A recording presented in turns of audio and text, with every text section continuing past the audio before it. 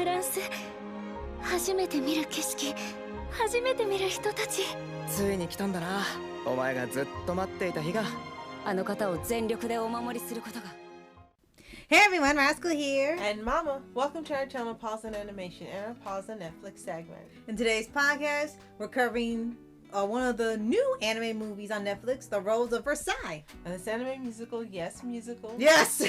Movie. Musical. Shows the life of Oscar, a woman who was raised as a boy, and a soldier guarding Marie Antoinette, and showing their life from friendship to unfortunate enemies as France is on the brink of war. But before we start, be sure to like, subscribe, with notifications of future podcasts and want to pause videos. Yes, thank you for joining us today, subscribing, sharing our videos, commenting, everything you do. We appreciate you so much. Yes. So I remember when I first saw this on X, actually Ryan Colt-Levy and Colleen Klinkenbeard had made posts about this coming out, and they were doing the English dub. Mm-hmm. Well, of course, as soon as I heard the two of them, I had to see it. But seeing the actual trailer that they had attached to their post really made me interested in it. It looked gorgeous. The animation looked gorgeous. It being a period piece. Unfortunately, I thought it was an anime series. Right. And then we went to watch it. Rascal said, no, it's not an anime, it's a movie. Yes. I was like, oh, okay. And it's a musical. Oh, okay. Why? Yes, oh. So for those of you not familiar with The Rose of Versailles, as we weren't, it's a 2025 Japanese animated romance film produced by MAPPA and distributed by Toho Next and Avex Pictures, based on the 1972 manga by Ryoko Akita. And we'll get to that shortly. So... directed by Ai Yoshimura and written by Tomoko Komparo. It stars a great Japanese voice acting cast, which we'll mention briefly, but we really got to get to the English dub because they were awesome. Mm-hmm. And didn't know if we were going to like this. And the film began streaming April 30th, so it's been out a little bit. It takes place in 18th century. And it focuses mainly on four people: Oscar Francois de Jarget, Marie Antoinette, André Gandier, and Hans Axel von Furstein, voiced by Ryan Colt-Levy, Swedish aristocrat. Mm-hmm. And they all meet in Versailles, France. Yes. And we didn't know it was also originally an anime series too, all the way back in, I think it said 1978.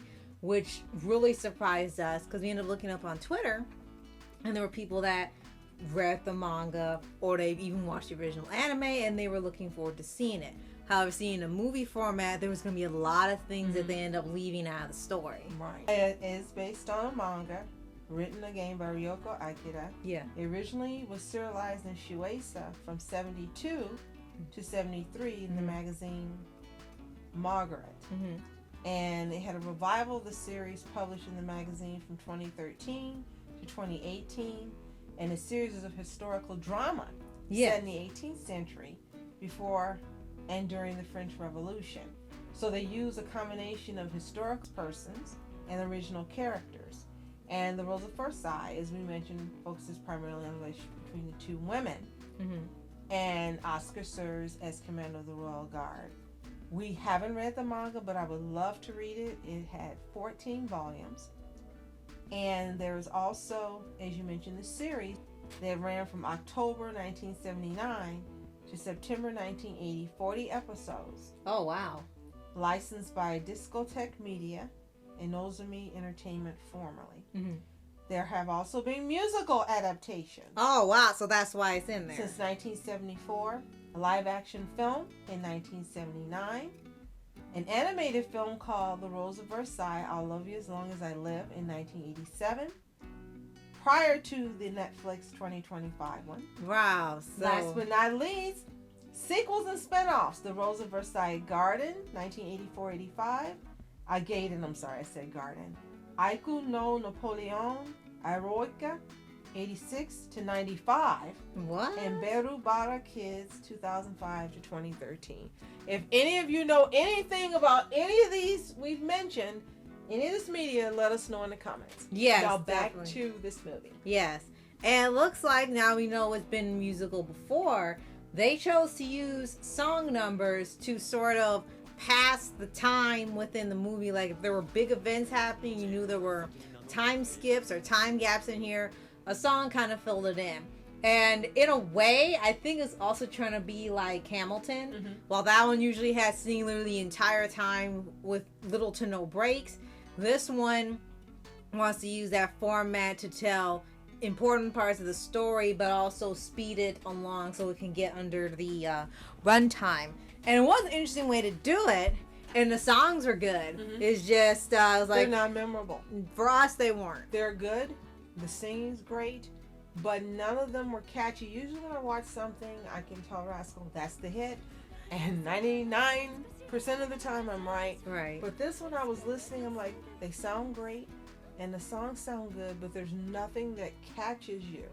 Right. And makes it memorable. And as you're watching, even though you know now it's a little bit condensed, regardless if you watched the original anime or read the original manga, or this is your first time seeing anything of this, like for us, you still feel like you're getting a full story out of it. You're still getting enough development, and you feel like you can see the growth and change, whether for better or for worse, for everybody, and how everything escalated into the war and everything that played out. And it was like, if you've seen the movie Ben-Hur, whether live or animated, it was sort of the same way. These were events that happened, but it's focusing on a character that's fictional, and the reaction and their place in this event. But it's well done. And this was originally released in theaters in Japan on January 31st of this year, before Netflix got the rights. Okay. And I'm wondering why it wasn't more big of a splash.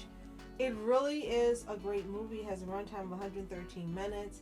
It's really good. And as Rascal said, you get a full story. And 3 things that really stood out for me. 1, there were likable characters. Mm-hmm. You see so many movies and Western animated shows and anime where some of the characters just aren't likable. Mm-hmm. But this movie had likable characters. Number 2, as you mentioned, they had character development within the short time frame. Mm-hmm. And you were informed of whom they were within the frame of the story. No one had to explain anything. There was no talk. The way the film was presented, you got a feel for who each character was and their importance to the story, and that was fantastic. Yes. Number 3, you had the unfolding of the historical events within the movie mixed in with the musical and the interactions between the characters, and personally I think it was done fantastically. It couldn't have been better. And number 4, Oscar became one of my new favorite female characters. I absolutely love this character. I like that she looked like a woman. I like that she was strong and commanding and intelligent, cried in front of them. Mm-hmm. She let them know she was siding with them. And when she learned that the aristocracy had done the commoners wrong, she did not hesitate to say, I side with you, I will fight for you, I will lead you and go into battle. Right. I can't wait to read the manga or see some of the other media. Right. Because she's a very likable character.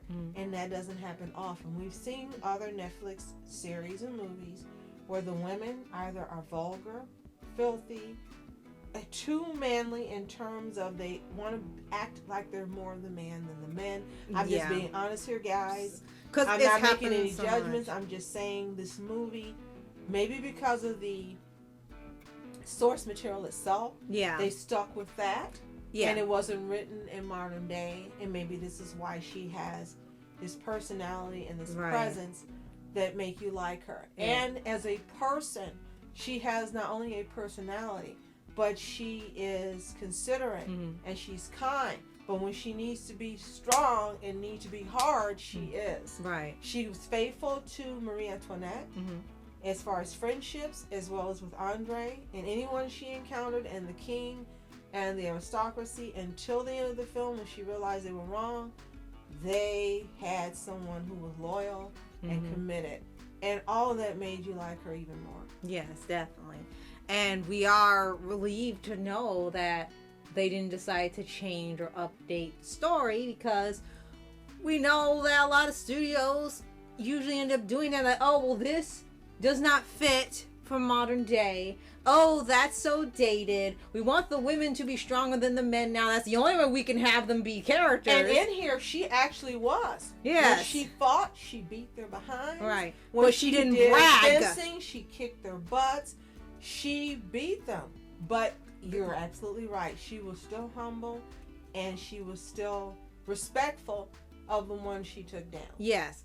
So we do like that they stuck to what was written. They didn't modernize, didn't update it, had no comments about this is dated. We don't want the woman acting like this. None of that came up in here. No translations came in English where they added in modern day dialogue. They had, yes, they did think that she couldn't do it or leave because she was a woman, but it was because of the time period, and they did not constantly harp on it. That was a breath of fresh air. I want to correct myself. I said Colleen Clinkenbeard, forgive me, Caitlin Glass. Oh, okay. I love them both, but it was Caitlin Glass. Forgive me for the misinformation.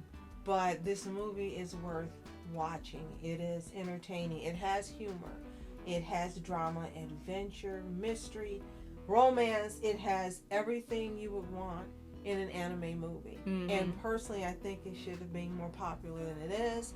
I think probably because of the way she's presented, maybe not for some people. Right. That stands out about the cast itself is that you have voice actors who were cast to fit the characters. I mean, they were perfect.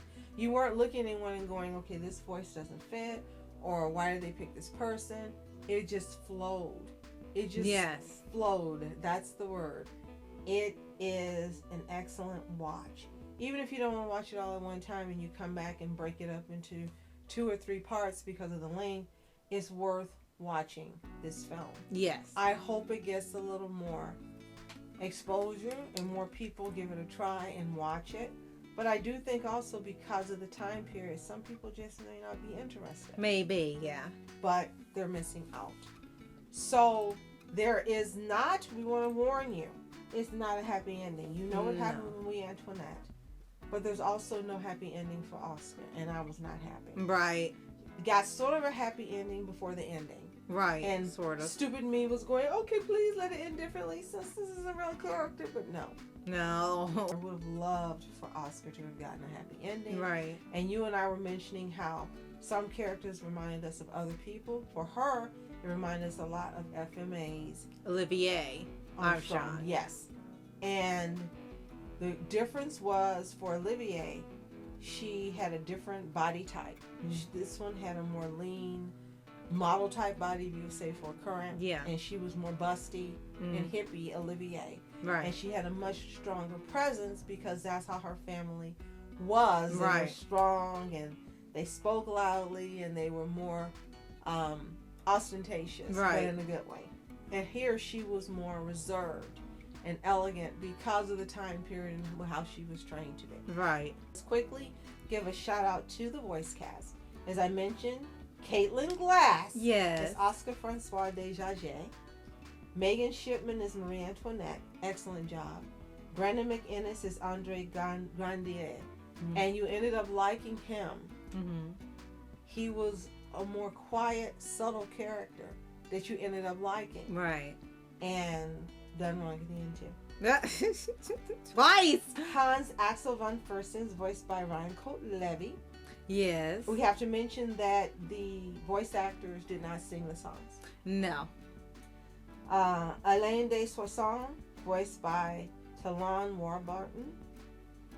Gerald Del, I'm just going to the last names, voiced by Damian Mills. Chadale, voiced by Alejandro Saab. Louis XVI, voiced by Damian Haas. General Jaget, Oscar's father, voiced by J. Michael Tatum. Mont Blanc, voiced by Barbara Goodson. Madame Noir, voiced by Shelby Young. Louis XV, voiced by Kip Vander Heuvel.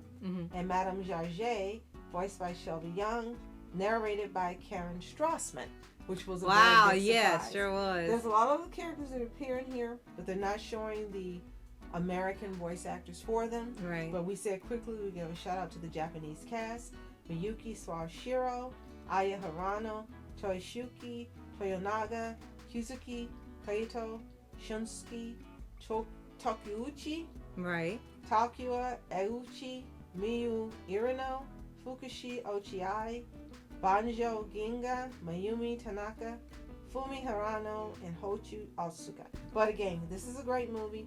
Watch it. If you have already seen it, or you've read the original manga, or seen any of the original movies, whether live or animated, or the series, tell us what you think in the comments. And if you haven't seen it, again, go to Netflix. It's worth the time and investment. You will enjoy it. And you will enjoy the songs. The songs are good. The singing is great. And the storyline flows. Yes. And if you haven't already, subscribe for updates, video reviews for anime series, anime shows, and all things animation. Absolutely. And thank you so much for joining us today, subscribing to our channels, sharing our videos, commenting everything you do. As always, you are special. Thank you so much for watching Mask Entertainment. And I'm Mom Entertainment. Have a fantastic day. Peace. 私の望みはアントワネット様が立派なフランス王妃におなり遊ばすこと。